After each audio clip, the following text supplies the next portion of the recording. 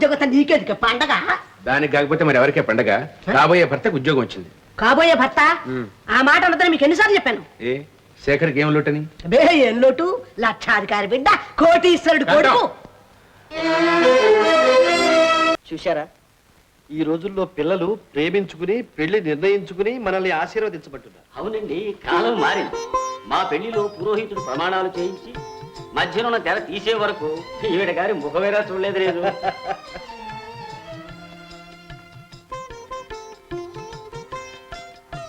అమ్మాయి లక్ష్మీదేవిలా ఉంది. బంగారు బొమ్మలా ఉంది. నీ పేరేమిటమ్మా? జ్యోతి. అందానికి తగిన పేరు. అమ్మాయికి దిష్టి తగులుతుందనా బుగ్గ మీద అంత పెద్ద చుక్క పెట్టారు? అది మేం పెట్టిన చుక్క కాదండి, పుట్టుకతోనే ఉంది. అయితే పుట్టుమచ్చ అన్నమాట. ఆడవాళ్లకు ఎడం బొగ్గ మీద పుట్టుమచ్చ ఉంటే అదృష్ట జాతకులు అంటారు. శేఖర్ గారు, అమ్మాయి మాకు నచ్చింది.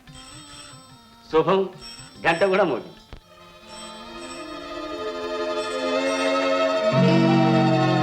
చూడండి డాక్టర్, ఈ పుట్టుమచ్చ బ్యూటీ స్పాట్ లాగా ఎంత అందంగా ఉందో. ఏమండి, ఈ అమ్మాయి వీళ్ళ కన్న కూతురు కాదనుకుంటాను. ఏమిటి నువ్వనేది? ఏమండి, ఈ అమ్మాయి మీ కన్న కూతురేనా? కన్న కూతురు కాకపోయినా అంతకన్నా ఎక్కువగా పెంచాం. ఆ ఫోటోలో పాప జ్యోతేగా? అవును, చిన్నప్పుడు తీయించాం. అయితే ఈ సంబంధం నాకు ఇష్టం లేదు. ఏమండి, ఏమిటి కారణం? ఒక పతిత కూతుర్ని నా కోడలుగా అంగీకరించలేను. ఏమిటి పతిత కూతురా? అవునండి, ఆ బుగ్గ మీద పుట్టుమచ్చే సాక్ష్యం. నేను పనిచేసే హాస్పిటల్లోనే ఆమె ప్రసవించింది. ఆ కాన్పు నా చేతుల మీదుగానే జరిగింది. ఆవిడ ఆనాడు చెప్పిన మాటలు నాకు ఇంకా జ్ఞాపకం ఉండాలి. తాను క్షమించడాను నేరం చేసినట్టు స్వయంగా అంగీకరించింది. ఈ పిల్ల సక్రమమైన సంతానం కాదు. క్షమించండి, మీరు అనుకున్నట్లుగా జ్యోతి తల్లి పతిత కాదు. నిజం చెప్పాలంటే ఆమె పవిత్రురాలు. ఈ సంగతి మీకెలా తెలుసు? నేను చిన్నప్పటి నుంచి ఆ ఇంట్లోనే పెరిగాను. ఆమె స్వయంగా నా మేనమామ కూతురు.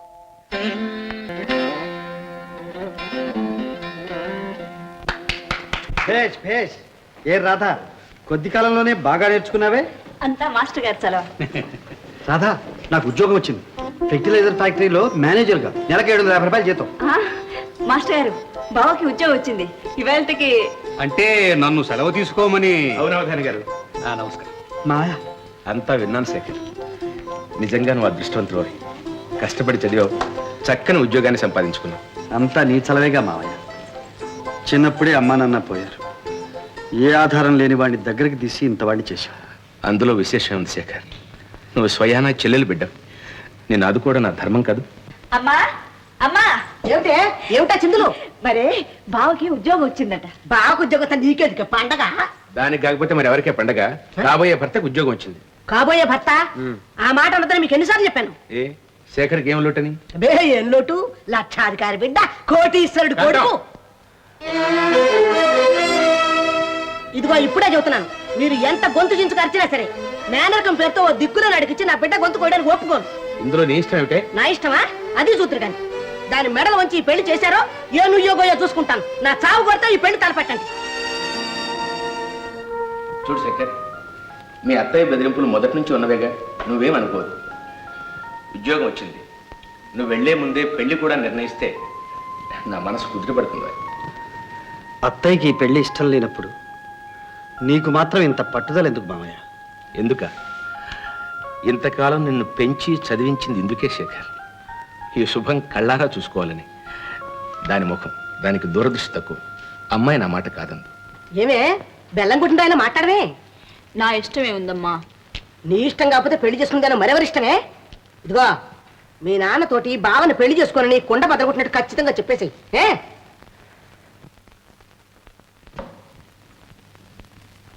ఏమ్మా, బావకు ఉద్యోగం వచ్చిందని నీకు తెలుసుగా? పట్నం వెళ్ళిపోతున్నాను. వచ్చే లగ్నాల్లోనే మీ ఇద్దరికి పెళ్లి చేయాలనుకుంటున్నాను. మరి నీ అభిప్రాయం కూడా చెప్తే బాగుంటుందమ్మా. అమ్మాయి, కాఫీ చల్లారిపోతుంది, వచ్చి తీసుకెళ్ళు. అమ్మాయి, ఆయనే కలిపారు కదా, భావం చేసుకోండి, నాకు ఇష్టం లేదని చెప్పేసి. తీసుకో.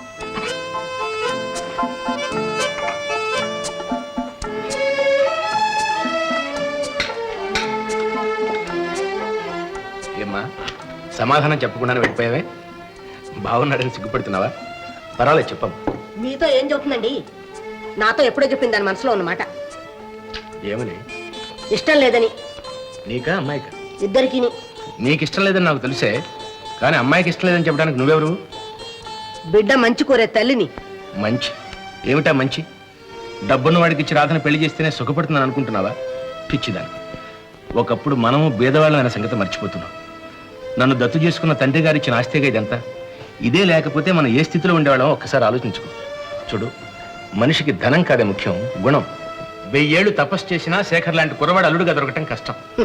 అవునవును, అభిమానం అలా అనిపిస్తుంది. చెల్లెలు కొడుకు కాదు పాపం. నోర్మయ్. మావయ్య, అన్నీ తెలిసినవాడి ఆవేశపడతావెందుకు? నన్ను ఇంటి అల్లుడిగా చేసుకోలేనంత మాత్రాన మనకున్న అనుబంధాలు అంతరించిపోతాయి.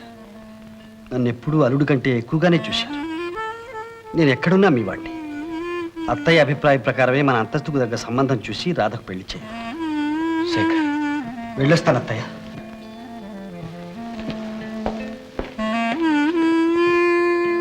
ఆ అబ్బాయికి ఉన్న జ్ఞానం కూడా లేకపోయింది మీ నాన్నకి. నమస్కారం. ఏ వాడి తరఫున వాదించడానికి వచ్చావా? నువ్వే చెప్పు, లక్ష చెప్పు, వాడిని మాత్రం పనిలో పెట్టుకోరు అంతే. నేను లేదు, నువ్వు లేదు. నా పేరు శేఖర్ అండి. అయితే ఏమయ్యా? ఇవాళ 10 గంటలకు ఉద్యోగంలో నన్ను జాయిన్ కమ్మన్నారండి. అలాగా? ఓ, నువ్వటయ్యా? సరిగ్గా 10. నాకు పంక్చువాలిటీ అంటే చాలా ఇష్టం. ఓయ్ గోవిందాలు, ఏమిటలా వెరి మొహాలు వేసుకొని చూస్తున్నారు? మా కొత్త మేనేజర్ శేఖర్. ఈయన హెట్లర్ హరిగోవిందం, ఈయన క్యాషియర్ భజగోవిందం. గోవిందా గోవిందా. నువ్వేం కంగారు పడకు, ఆ గోవిందలు వీళ్ళ. ఏమిటి అల్లది? ఏం జరిగింది అసలు? మీరు కొత్తగా వచ్చారు, ఏం జరిగిందో ఆ గుంట నక్కలను అడగండి. వాళ్ళేం చెప్తారు? తప్పుడు హాజరు పట్టీలు రాసి జరిమానాలు వేసి డబ్బు గుట్కాయ సహా చేస్తున్నారు. పైగా మాకు నోటీసులు, బర్తరఫ్లు. వాళ్లకు ప్రమోషన్లు, ఇంక్రిమెంట్లు. ఇది గుడ్డి దర్బారు కదా నా దోపిడీగాళ్ళు. నన్ను పనిలోంచి అన్యాయంగా తీస్తారు. ఇందులో నీ తప్పేమీ లేదట. వాడిదేం తప్పు లేదండి.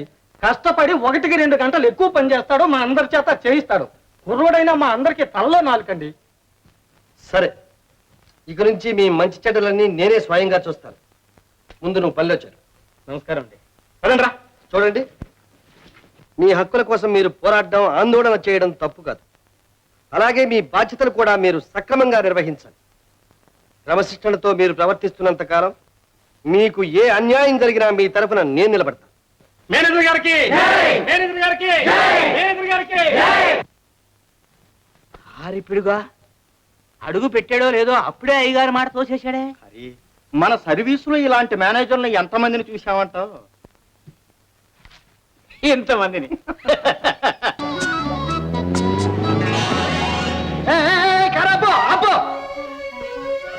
ఏమిటిది? చేసిన పనికి సిగ్గుపడకుండా నవ్వుతున్నారా? దారి చూసుకుని కారు నడపాలనే జ్ఞానమైన ఉండక్కర్లా? ఏ మిస్టర్, మాటలు జాగ్రత్తగా రాని. కళ్ళు మూసుకొని నడిస్తే ఇలాంటివి తప్పవు మరి. అవునవును, నల్లద్దాలు పెట్టుకున్నాగా కళ్ళు కనిపించడలా. షరప్. షటప. ఇదిగో అమ్మాయి, మర్యాదగా చేసిన తప్పుకు క్షమాపణ చెప్పుకున్నావా సరే, లేకపోతే కారు కదలవని. నేనెవరినో తెలుసా? తెలుసు.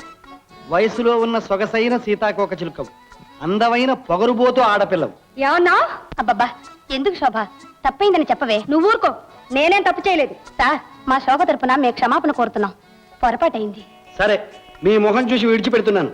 మిస్, ఇక ముందెప్పుడు కళ్ళు నెత్తిన పెట్టుకుని కార్ డ్రైవ్ చేయొద్దు.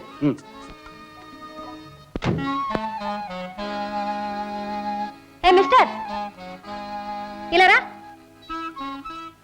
ఈ 2 రూపాయలతో నీ బట్టలు శుభ్రం చేయించుకో.